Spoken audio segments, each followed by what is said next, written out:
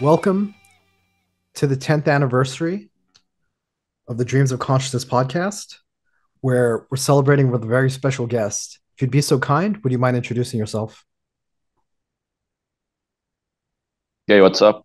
This is Max Kolesne, the drummer for the death metal trio Krisiun from Brazil.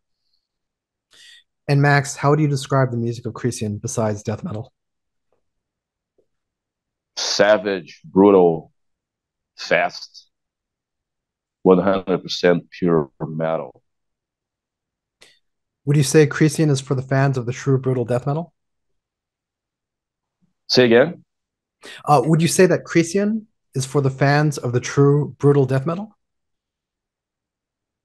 Yeah, true metal in general. I think if you are into real metal, it can be like classic, traditional thrash, black or death metal, like metal with the real roots of metal. You should check us out. You might not like it, but I can tell you that we play brutal death metal. It's fast and it's wild and it's savage, but there's a lot of riffs and a lot of things that from the old school thrash or classic metal that influenced us. So you might like it, but into brutal death metal, you can check us out and then you might like it. So, I'd like to speak about the history of the band a little bit. You mentioned that Krisiun is based in Brazil. Obviously, you know, Brazilian metal has a long history, and if it wasn't for bands from Brazil, this podcast wouldn't exist. As far as Krisiun goes, when you guys started, what was the scene like? Because a lot of the bigger bands and a lot of the more influential bands had, I believe, by the time you guys released your first album, either broken up or changed their sound. Yes, exactly. Yeah. Well, yeah, we grew up, listening a lot of good metal in the 80s. I was a young kid, as you know, I am the youngest brother. So I was fortunate to be like a very, very young kid, and I had access to a lot of good music, from like rock and roll, like AC/DC, Purple, uh, Iron Maiden, Judas Priest, Motorhead, all the classics. And then later, stuff like Sepultura, Possessed, Slayer, Dark Angel, Metallica, Creator, all the classics. And then later, death metal, like the death metal from More of the Angel, Sarcophago, uh, the side, Death, Cannibal Corpse. So it's a long uh, way, from the roots to the extreme death metal. So I was lucky, even living in Brazil, to have access to all this great music. And then, we started the band, like the three of us, me, Moses, and Alex, like in the beginning of the 90s. And then just a few years, just like 1 or 2 years after we started the band, we were just like, getting into this way of playing that we kind of created, which is like a pure death metal, but it's just fast and brutal all the way, crazy riffs and blasting during the whole song. So I think we are bringing something different, from the bands that inspired us. Bands like Morbid Angel, Sepultura, Possessed. I think you can tell if you listen to like Black Force Domain, you can tell that we have a lot of influences from these bands, the old school death metal, thrash, and black metal bands.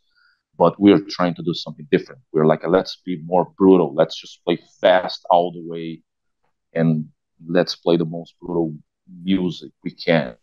So I think that's something that we brought, uh, something different, and that's how I believe how we created our own identity, as a band. So you listen to Prison, you know it's Prison because it's just like non-stop blast beats and old school fast riffs and brutal vocals.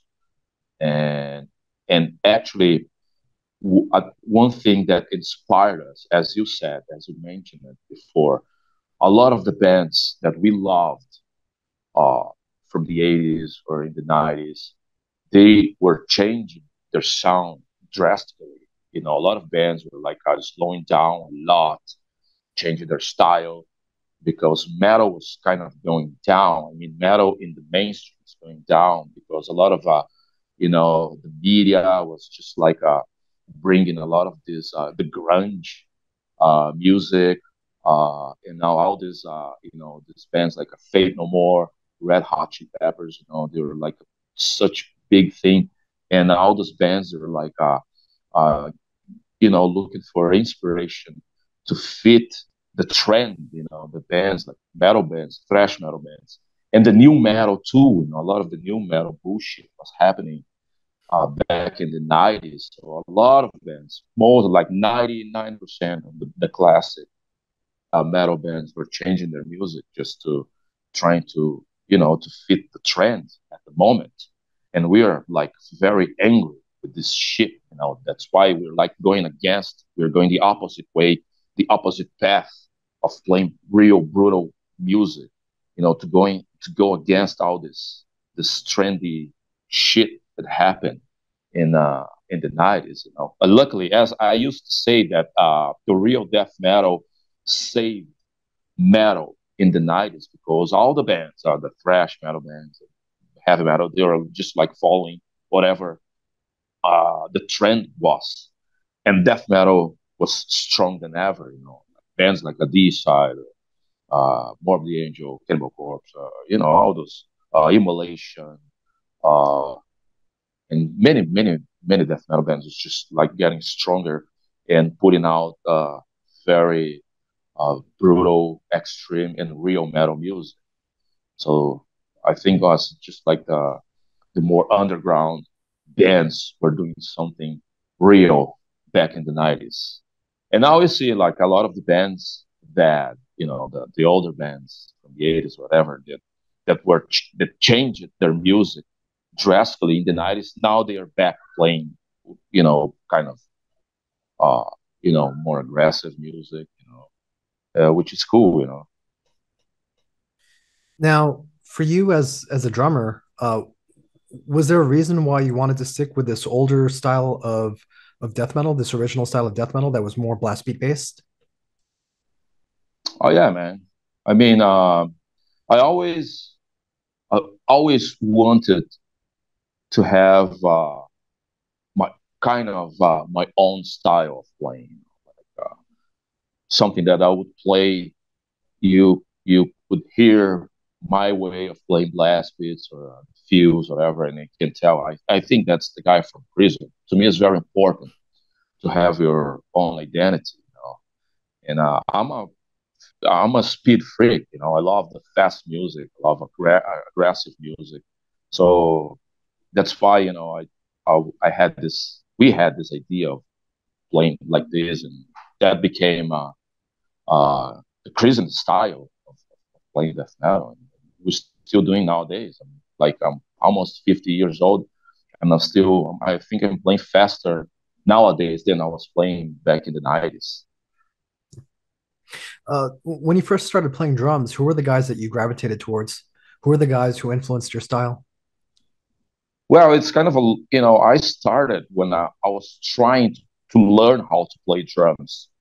I was listening a lot to like ACDC, for example. Like Phil Rudd is one of my main influences. I would spend the whole afternoon listening to like ACDC and playing like air drums and learning the basics. I started from the basics, like ACDC, bands like Judas Priest and Deep Purple, all those guys, the classic. That's how I started to play drums. I kind of I didn't have a drum kit, so I used to just listen to the music in use like the couch or the chair, as my drum kit. That's how I learned. That's how I started, everything. But uh, once I had the chance to, to know the, bands like, or albums like Show No Mercy, uh, the first Mob Divisions, or Ride the Lightning, Kill 'Em All with the faster drums. Then I fell in love right away. Like that's the kind of music I want to play, fast. I remember listening to Fight Fire with Fire, first time ever. I was like, man, this is it. I want to play like that. I want to play double bass. I want to play fast. Of course, it took it takes a lot of time to, especially back in those days. We had no information, we had no teachers, had nothing, not even a good equipment. I had just whatever we had, like shitty pedals, shitty drum kit. We had to go and try to play. Uh, Way different from nowadays. Have so much information. The best equipment, whatever. But back in when I was starting, then when I decided that I wanted to play fast like those guys, and then I would say like my main influences when I changed from in the beginning it was like a few Rudd and Animal Taylor, uh, uh, Nico McBride from Iron Maiden, which was like a very, to me, it was very important influence because I was just trying to figure out how to play all this jazzy stuff that he plays, just like a loose drum, a way totally different from the basics. And then how I got to learn, to play like paradiddles, all these techniques that I had never heard before. And then when I was changing like to play the double bass and the fast stuff was like Lars Ulrich, Igor Cavalera, Dave Lombardo. Dave Lombardo still is my main influence. Once I was getting into the Slayer stuff and listening to all the albums, like this is the guy. He's the man. He's so solid and fast and brutal. And then later, after getting to know all the more aggressive and faster music, I was you know listening like a more and a huge change. Yeah, my way of playing. I was like, man, this is even way faster.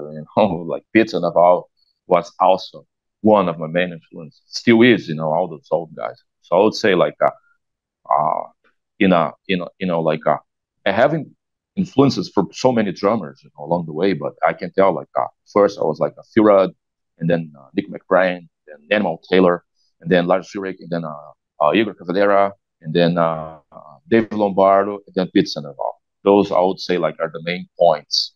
But and Gene Hogan, of course, Dark Angel. Gene Hogan, he was a huge influence to me too. Many guys and many killer drummers out there.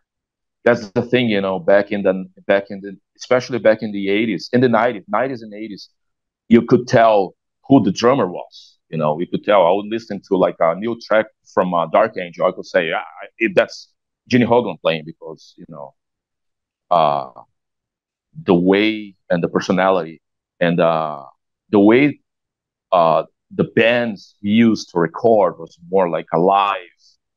Uh, the bands would sound the albums would sound like the band playing live. So you could tell this is Dave Lombardo, this is Igor, this is Gene Hoglan.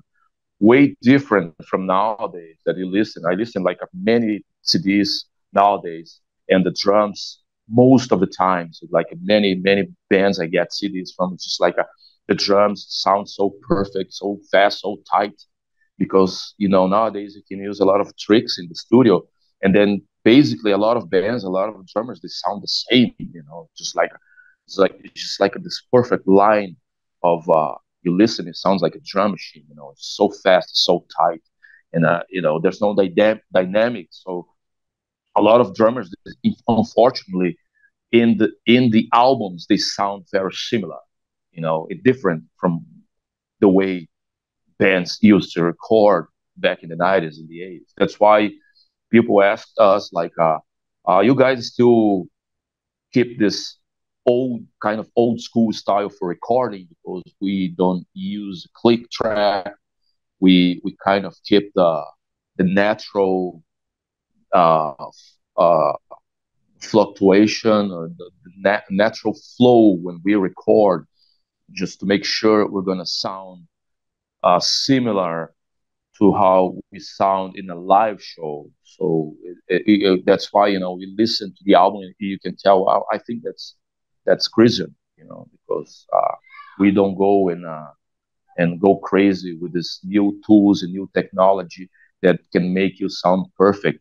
Which, in my opinion, my humble opinion, nothing against that, but I think when you go too crazy with all these tools and all this freaking digital and quantize and editing, you just kill the vibe. You kill the feeling. It's just like it sounds like freaking machine. And maybe I'm too old. I don't have a different taste for music, and I like the old school and more savage and wild productions and way of playing. I don't care if you play really fast or really tight or this and that. I care if you have personality and you have balls to play the music you play. Yeah. You mentioned dynamics. Would you say that dynamics is uh, an important part of your technique or your style? Absolutely, absolutely. Dynamics to me is the soul of the music. If there's no dynamics, it's just like a sounds like the same. For example, you have if you listen like to one especially in death metal, that's very complicated because there's so many blast beats and fast and then slow down. And if you have no dynamics, the snare, for example, is gonna sound all the same during the whole record and gets too it's kind of too much, in my opinion. My opinion, as a listener, as a fan of the music, I'm not saying what is wrong or what is right, but I like to hear the dynamics on the snare, for example. Sometimes when you go too fast, it's not the snare is not going to be as loud as the slow part. You kind of, sometimes you slow down a little bit. Same riff repeats in the end of the song, for example, and then it's not exactly the same speed. You might be like, for example, you play one riff in the beginning of the song, and you're playing like, I don't know, 240 BPMs, and then in the end of the song, you can play 250, same riff, but a different speed because it's just like we were playing a live show, no click tracks, and sometimes it's just play, not the same. Dynamic is very important, man. You can hear like a ghost notes and all this, details in the real music, and that was a human being playing. Yeah. Do you remember the first time you heard a blast beat? What the first blast beat you heard was? The first blast beat I heard was Igor Cavalera, the Antichrist song. I mean, it's a crazy blast beat. He does like a floor tom and snare. Was a bestial devastation album on the first time, and he does like a Antichrist, Antichrist. It was the first time I heard a blast beat. Actually, I was like, man, it's something different. To me, as I was like very young, I don't remember how old I was. It was just like so fast and so brutal, so evil. That shit was killer. And all. Then I was like, yeah, fuck yeah, man. And then Sarcophago, they released, I don't know, their first album, like, I don't know, maybe 86 or something like this. And then they were playing like blast beats for real. And I was like, wow. Like, actually, a lot of people say that Black Force Domain sounds sometimes like the old Sarcophago with the blast beats. Of course, it's different. It's still people are like, ah, man, sometimes it sounds like Sarcophago because they had this. I think they Sarcophago was one of the first bands ever to play like this, like playing blast beats like in every song, and doing like more blast beats than usual. Because a lot of bands they would do like a one little part blast beat and then skank beats and different beats and then blast beats, but another part of the song, specific parts of the song. And Sarcophago had like a lot of blast beats. But then, of course, Altar of Madness.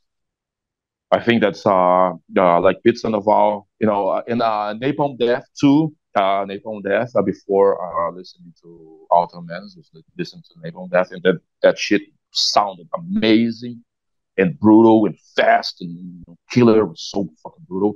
But then Altar of Madness was the kind of blast beat and the kind of drumming that was like, man, this is so tasty. It sounds so tight and so mean and fast at the same time. So I think that even though I heard blast beats before Alter of Madness, but Alter of Madness, Pete Sandoval was the guy that was like, man, I think he took the blast beats and made it like the way it's supposed to be, song, and the like he developed, he brought it, the blast beats to like a that's the real way to. I'm not saying that he plays like he has his own way, like a single foot, and then you know people that play blast beats after him finding different ways to play whatever. But the way he, I don't know,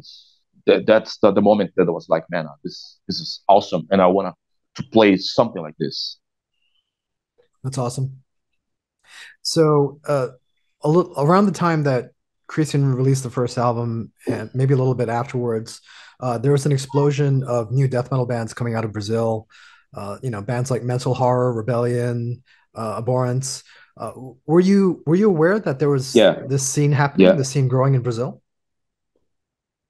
sure, of course, of course. We were a huge influence for all those bands. Mental Horror, as I said, Rebellion, Orpheolatry, Abhorrence. Many brutal death metal bands, and they were doing a great job, man. I remember back in after we released, especially after we released Apocalyptic Revelation and Conquerors of Armageddon. Those bands became, like stronger, and death metal was really strong back in those days. Things changed a lot, like most of those bands they quit, and the new death metal was just different from the because I think that those bands that they were playing what we call like a real brutal extreme death metal, and yeah, unfortunately, I think only like Rebellion is still playing, but unfortunately, sadly, they lost two of their members passed away, recently, but still the drummer Sandro is still keeping the band together because they had this conversation that if something happens, if something happens to one of the members, they must continue with the band. And that's why he's keeping the band, still playing. And well, it's great, that to see they're still playing, same styles and same band, keeping it real. Unfortunately, all those most of like 95% of the bands that came right after we put out the first, second, and third album, they quit because it's a long road to the top if you want to death metal. So yeah, it's hard to stay alive and survive in the scene, and people get sometimes lose motivation. They have to find a job, whatever. Just things slip away, you know. Yeah.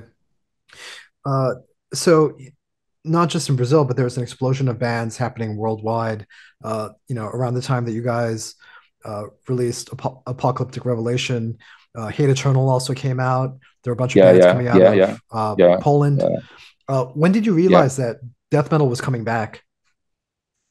Yeah, well, right there, right in the time when I think it was crazy, man, because I remember like when we put out Black Force Domain, and then we were like just sending copies to record labels and band members, a lot of guys, all around the world, and then I was like checking this magazine. I was like some huge metal maniacs, I think, with a poster of ABBA playing a show with a Black Force Domain shirt, and we're like, man, what the fuck? I And then have that same shirt. magazine, a guy was interviewing. Yeah, Thanks, man. Awesome, man.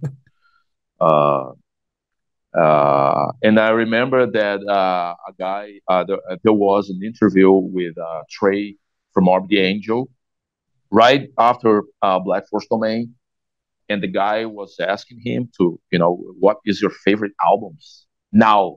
What that's been released now? And he mentioned Black Force Domain, and we're like, what the fuck, man, And then Lord Ehrman from Dark Funeral, he wrote a letter to us back in Brazil. We were like, man, what's happening, And then he was like, thank you for releasing such an amazing, brutal, real album. That's the things are happening like that. I think uh we you know we inspired some of the bands that inspired us, back Yeah. in Black Force Domain days. And then new bands are coming out like Hate Eternal, Angel Corpse, and Diabolic. A lot of killer bands. Are just getting. I think it was just like it's crazy when you're listening to something that is different. It's real and it's mean, but it's different in a way, and that gives you a little boost, you know, to be like, ah, man, fuck, man, let's play on the next album. Let's play faster. Let's be more brutal, more aggressive. Sometimes you just need like one little influence from somebody else. Because sometimes you get to a point where like trying to decide if the new stuff, the new direction would be like, well, might be a little slower, a little different, and then we don't know. We're not sure what to do, what direction to go, and then you get this album from some band which is like 100% wild, savage. This shit, it's inspiring me to kind of get some of this vibe. Yeah. In the 90s, there was a big rivalry between the black metal scene and the death metal scene. Were you surprised that a lot of the bands that were early supporters of Krisiun were like Immortal, Dark Funeral, more from the black metal side? Yeah, man, fuck yeah. Marduk, all those bands, I think it's the music speaks uh, by themselves, and breaks all this rivalry. Oh, we never been like that, like we're death metal, we don't like black metal. To me, it was always something like kind of the same, especially like the raw. I like the raw black metal. I know a lot of it, you get styles like black metal, uh, even death metal, so many subdivisions, that it can go like from like very melodic, slow, atmospheric to something real brutal, like like Marduk, for example. And then, but to me, it was we were all together, man. Especially as I said, the raw black, because even like people were saying that we are like in Black Force Domain, for example, we are like a death black metal because we're like satanic and dark, but we sound like death metal, like raw and old school. I don't know. To me, it was always together. We never had this kind of. I never felt this rivalry like with us, but I knew some shit was happening. Like, because I remember at some point black metal was getting big, and death metal was not there. But you have to understand that playing this kind of music, you have to know that there's going to be ups and downs. People change, scene change a lot. But if you stay strong, and stay solid and consistent, you're gonna survive whatever going through ups and downs. And you're gonna survive, and you're gonna make a real following. And the real following, it's always gonna support you. So yeah, I think that's what happened back in, especially yeah, as I said in the '90s, some kind of rivalry, but it never affect us in any way.